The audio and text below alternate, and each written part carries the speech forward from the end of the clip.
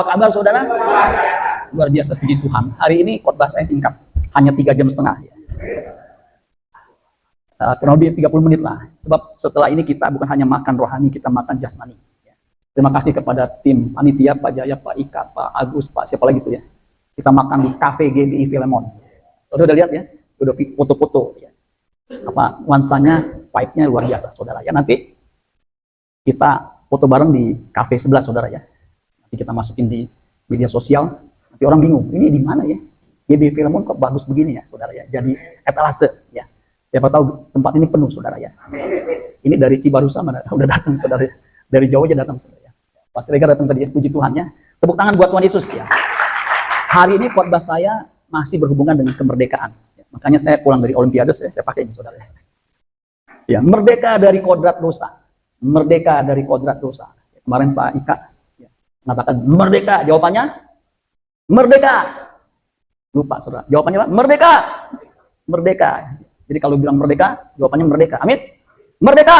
Nah, itu begitu saudara sekalian.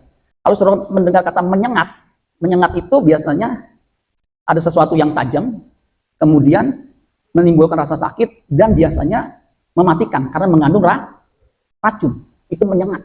Itu namanya sengat. Biasanya binatang yang menyengat itu binatang apa aja? Ada yang tahu? Tawon. Terus kalajengking. Terus ada yang tahu? Nyamuk bisa juga, nyamuk menyengat karena ada ujungnya. Ada lagi? Ular. Ular itu belakangnya ada yang berbisa, itu bukan hanya mematuk tapi juga menyengat. Ada lagi?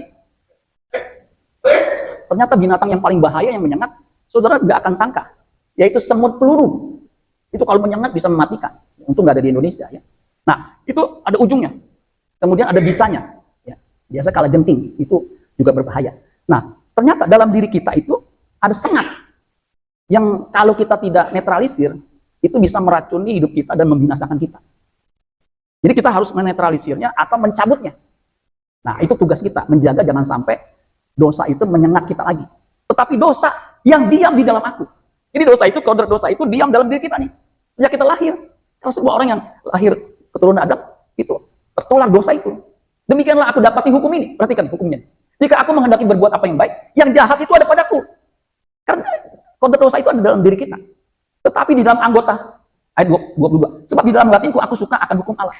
Jadi waktu kita terima Yesus, itu ada kekuatan, ada kerinduan untuk melakukan hukum Allah, kehendak Allah. Tetapi, perhatikan, ini kita mesti belajar doktrin ini. Tetapi di dalam anggota-anggota tubuhku, aku melihat hukum lain, yang berjuang melawan hukum akal budiku, dan membuat aku menjadi tawanan hukum dosa yang ada di dalam anggota-anggota tubuhku. Anggota tubuh kita dari mata, telinga, hidung, tangan, semuanya itu berpotensi untuk melakukan kejahatan, dosa. Aku manusia celaka. Siapakah yang akan melepaskan aku dari tubuh maut? Nah, tubuh maut ini, tubuh yang bisa membawa kita kepada kebinasaan.